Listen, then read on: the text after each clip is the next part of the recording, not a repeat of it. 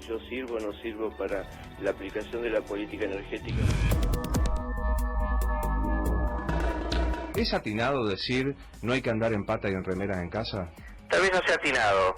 Lo que quiero reflejar es la preocupación muy fuerte del presidente por la necesidad de que todos seamos conscientes de que tenemos que ahorrar energía. Hay 3.200.000 personas que tienen tarifa social. Los muy pobres no pagan este aumento.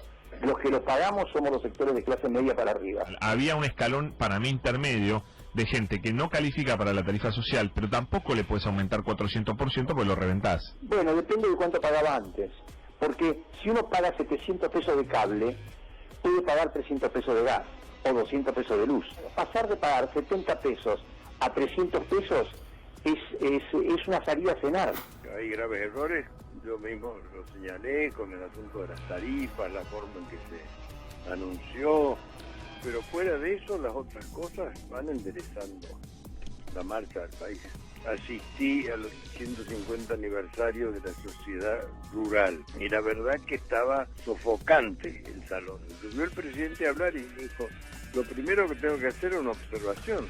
Esto está calefaccionado en exceso. La consigna es, hagamos ruido en defensa de nuestros derechos y por tarifas justas y razonables. Y el Estado tendría que ser el que nos defienda, porque en realidad las empresas son únicas, no podemos elegir entre varias. Entonces nosotros vamos por la nulidad de las resoluciones hasta que podamos tener las audiencias públicas como corresponde para ver si nosotros entendemos que podemos soportar o no las tarifas como usuarios como consumidores.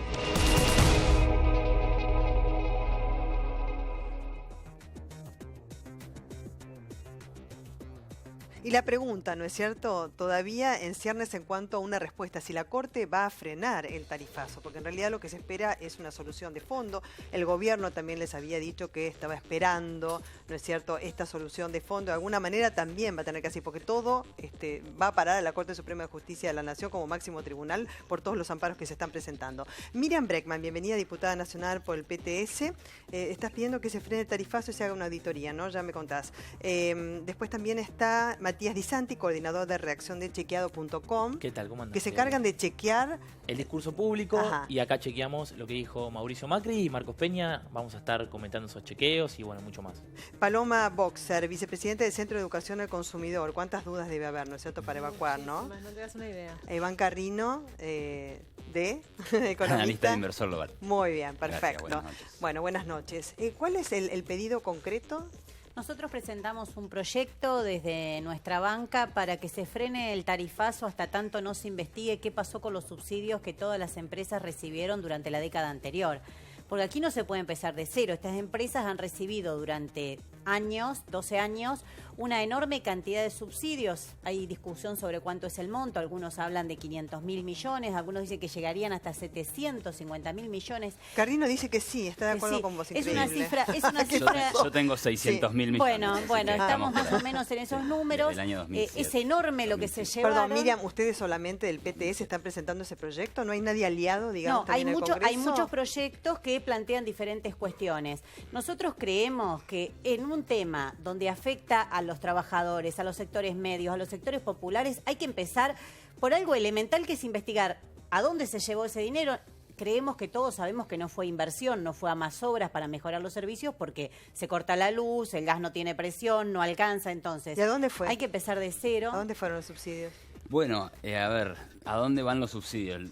Te digo más o menos lo que dicen las empresas, es los subsidios los necesitamos para financiar inversiones que obviamente no fueron suficientes porque todos vivimos los cortes de gas y luz. Y lo pidieron porque no había aumento de tarifas también. Claro, a pagar salarios y demás. O sea, a ver, el tema de los subsidios es una barbaridad lo que se ha subsidiado a todo este sector, ¿sí?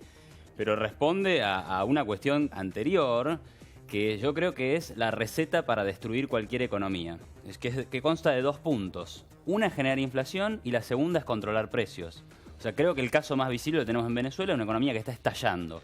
En el sector eléctrico, el gobierno anterior, te diría que en realidad, esto viene desde la Ley de Emergencia Económica del año 2002, decidió acudir a la emisión monetaria para financiarse, ¿sí? Generar inflación y por otro lado controlarle las tarifas a las empresas. Es decir, generaron como ya una prórroga digamos, de lo que había sido determinado en 2002. En su momento. Por la ley de emergencia económica, sí. por la ley de emergencia económica fue siendo prorrogada. Creo que por eso puede ser lo que él dice, en el sentido de que lo que no se puede hacer es borrón y cuenta nueva. Acá hay empresarios como Nicolás Caputo, amigo del presidente, como Lewis, otro amigo del presidente que maneja Edesur, que se llevaron mucho dinero, no lo invirtieron, no reportó en mejores servicios, entonces ahora no pueden decirle dejo de pagar los subsidios y que esto lo pague el pueblo trabajador. Aquí hay que investigar ese dinero, dónde fue, si no fue a lo que se debía haber ido, que es evidente, tiene que volver, y creo que hasta se podría evitar el tarifazo. Después hay otras cuestiones más de fondo, ¿no? De cuánto debe ser la tarifa y demás, que las podemos discutir.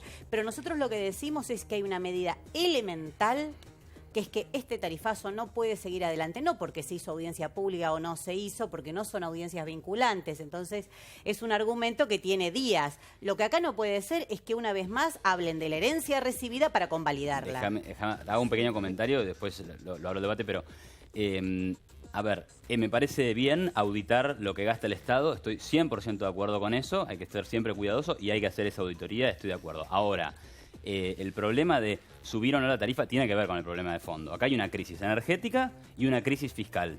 Hay que resolverla. Y una de las maneras de resolverla es sincerando las tarifas y bajando los subsidios. No, es que la crisis fiscal ustedes la están agravando porque con la ley de blanqueo y que también involucró temas de jubilados y demás, ustedes lo que hicieron fue al revés. Todo apunta a bajar impuestos a los sectores que más tienen y gravan a los que menos tienen y terminan pagando un tarifazo brutal.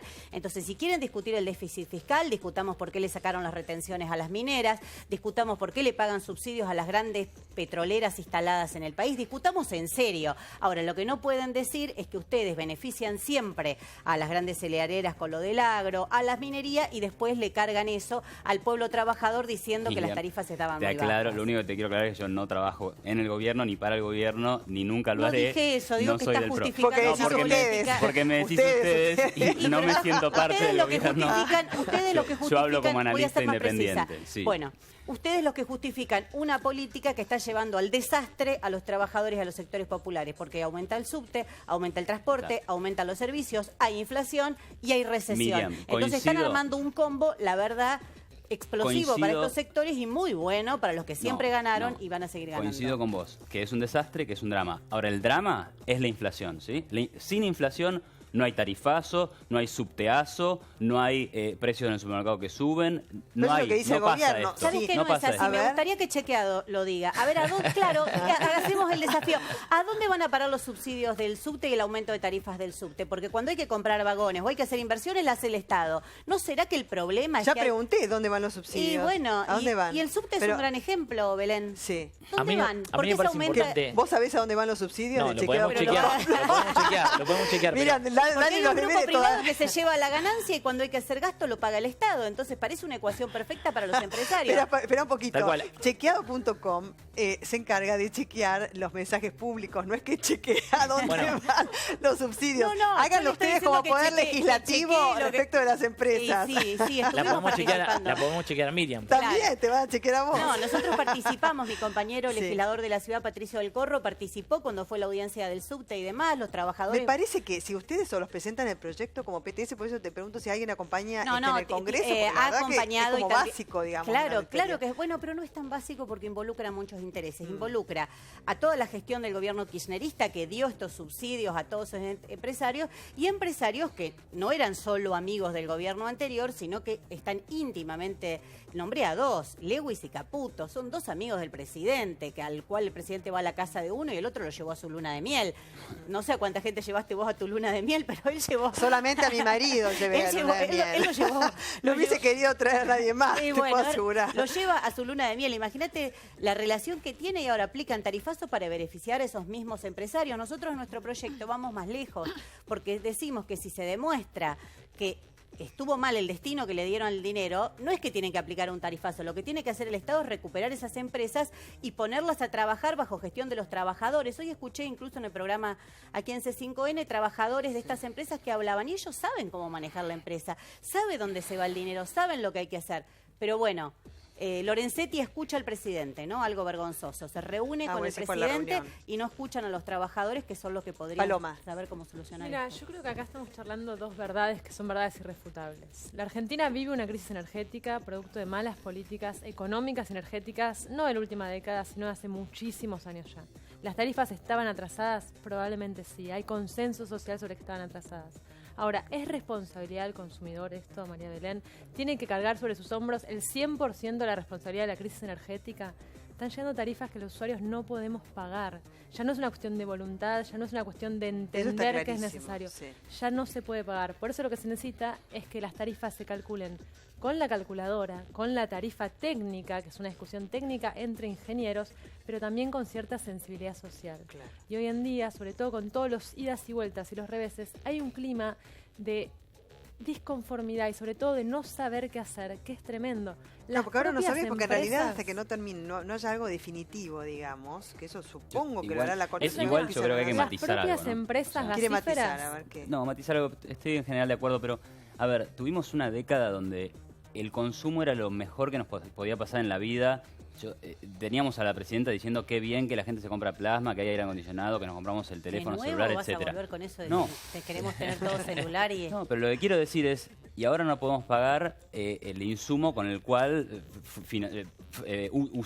sirve la cocina que nos compramos, los electrodomésticos, etcétera. O sea, ¿el consumidor tiene que cargar con toda la carga? No sé, pero el consumidor se compró todo el aire acondicionado, el consumidor se compró todo el teléfono celular. ¿Tiene derecho el que trabaja a tener un aire acondicionado? ¿Quién tiene derecho a tener yo no estoy hablando de derecho. Obviamente si se lo compra tiene todo el derecho del mundo a usarlo. Bueno, entonces por supuesto que tiene derecho. El contrato de YPF Chevron, que evidentemente fue pero una estafa. Pero no nos vayamos por esos temas. No, me voy en otro tema. No resolvió el problema energético y de nuevo le dio las ganancias a una empresa multinacional. Yo estoy diciendo, tenemos que ir a un sistema de racionalidad en que el que consume paga. Digo, es sencillo. En general lo aplicamos para todo. Al gas no lo vamos a aplicar, me parece extraño. Pero hay cosas como el gas, la luz, el agua, los servicios públicos que son fundamentales para la vida. No es lo mismo que un consumo suntuario. Nosotros estamos de acuerdo. Hay una crisis energética, de alguna manera hay que solucionarla. Pagábamos unas tarifas ridículas con subsidios que obedecían más a una cuestión política que una necesidad económica real, porque la capital federal está más subsidiada que otras zonas del país que quizás lo necesitan más. Hay consenso sobre eso.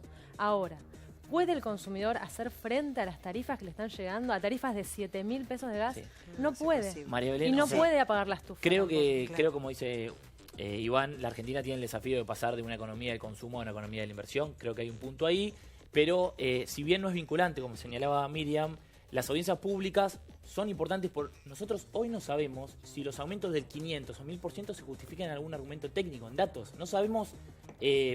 digamos, ¿qué información tomó el gobierno para decidir esos aumentos que tomó? Bueno, eso es lo que le pide justamente la justicia en estos Exactamente, momentos. Entonces la pregunta que aparece es, la Corte, que estira el tiempo y nos vamos hasta agosto, ¿no? Nos terminamos yendo hasta agosto por la Corte.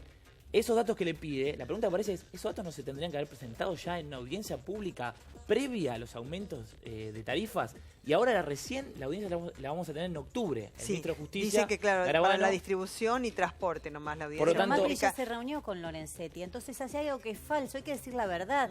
Una audiencia para que, si él se reúne en forma privada y arreglan días, estuvimos discutiendo si un juez había ido a ver a la expresidenta y demás, esto no se diferencia. ¿Por qué se tiene que reunir el juez que tiene que fallar sobre un problema que afecta a toda la población? Que, como ella decía, comparto angustia, porque el que gana 10.000 pesos, como gana gran parte de la población argentina, 10.000 pesos por mes no puede pagar 400 de agua, 500 de luz y 1.000 de gas.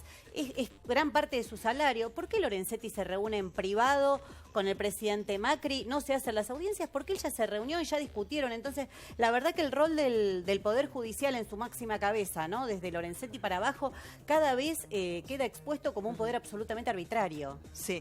Chequeado.com, a ver, ¿qué frases, digamos, que tuvieron resonancia pública? Bueno, a ver, escuchamos todos estos días desde el discurso en el Bicentenario, el discurso que dio Macri el día que anunció la línea de créditos del Procrear, y también en la sociedad rural, dijo Macri que hay que consumir cada vez menos y habló de la comparación con el consumo de los uruguayos y chilenos.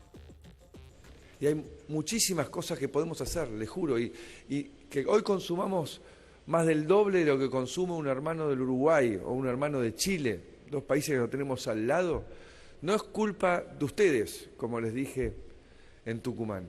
Es culpa de una mala política que nos hizo creer que la energía no era importante. Sí. Hoy consumimos más que el doble que un hermano de Chile o un hermano de Uruguay. Nosotros tomamos un indicador para comparar esto que está diciendo Macri. Hay que tomar un indicador estandarizado que calcula el Banco Mundial y básicamente lo que toma ese indicador es todo tipo de consumo, industrial, ¿sí? Residencial, de comercio, y ese indicador del Banco Mundial nos dice que Chile consume 16% más de energía que Argentina y Uruguay 30% menos que Argentina, o sea, no duplicamos.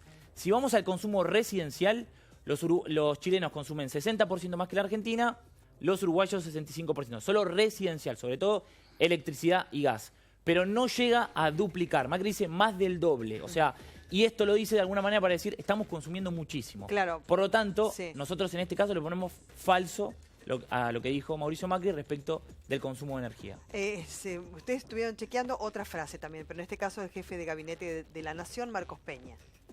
Hemos vivido los meses de abril y mayo, el bimestre más frío de los últimos 60 años en ese tiempo. Cuando el mismo bimestre del año pasado, en ese tiempo, fue uno de los más cálidos. Y esas cuestiones del clima que no se pueden manejar de antemano, generan mayor complejidad a lo que algo que ya es complejo. Y acá, ¿qué interpretaron? Sí. Bueno, él dice que es el bimestre, ¿sí?, más frío de los últimos 60 años. Y acá hay que irse a los datos del Servicio Meteorológico Nacional, que toma un indicador y nos dan los datos que este otoño que tuvimos es el sexto otoño más frío desde 1961, o sea, de los últimos 55 años. Sí. Y de esa manera tiene un verdadero, pero le agregamos un pero a esto, porque él, cuando hablaba de este tema en particular, estaba tomando las temperaturas máximas de otoño, el promedio de las temperaturas máximas. Y lo que dicen del Servicio Meteorológico Nacional es que hay que tomar la temperatura media de toda la estación.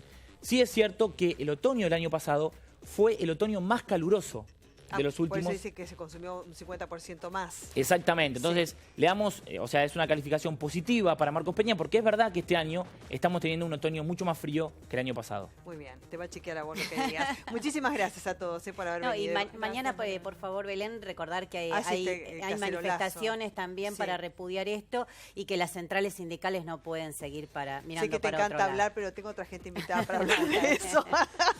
Ya te querés quedar también. No, está bien, muchas gracias a todos. Gracias a vos. Muy interesante escucharlos con sus distintas posiciones y miradas sobre el tema.